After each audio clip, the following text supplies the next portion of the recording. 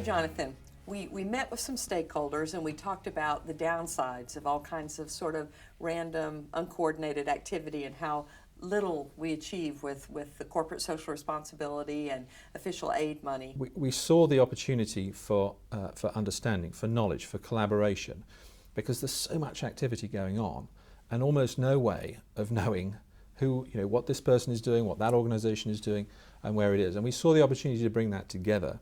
And we call it the Open Knowledge Platform. I'm an inveterate government planner, and I always find that the biggest bang for the buck is in trying to make people at least aware of what everyone else is doing as a starting point, and then if you can get them to pull together, great things can happen. We have to be to create a platform that can be used by nearly anybody.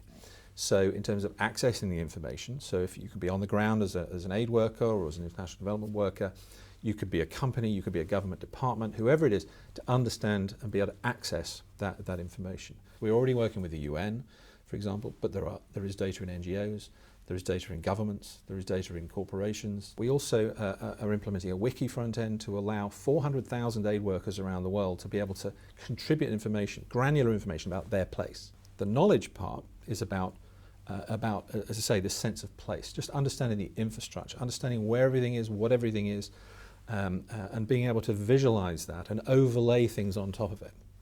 So information and data about economic activity, information about weather, about where mobile phones are and how they travel, and what kind of geotemporal data. That knowledge is potentially a massively valuable source for any type of organization, whether you're aid, charity, company, whoever. Increasingly, large corporations and any size of corporation are looking for the opportunities on where to invest. Where are the new markets? Where are the growth markets? Understanding the sense of place and of need and of people is core to all of those. So actually it's applicable to almost any activity you can imagine. No one organization can do any of this. We can create a platform, but then allowing other people to do all sorts of interesting things and innovative things and sharing their knowledge and their best practice. You create an extraordinary kind of global innovation phenomenon that allows people to do great things. And as you say, the opportunity is vast. I mean, we're talking about a huge amount of human suffering, but we're also talking about a huge amount of economic opportunity. Exactly. We're ignoring 20% more of the world's population. They're just not economically active.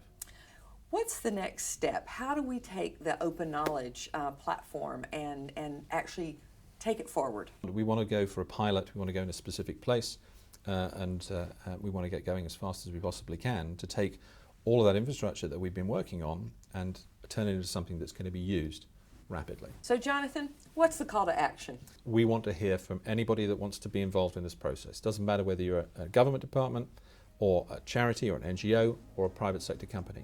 We want to hear if you want to be involved.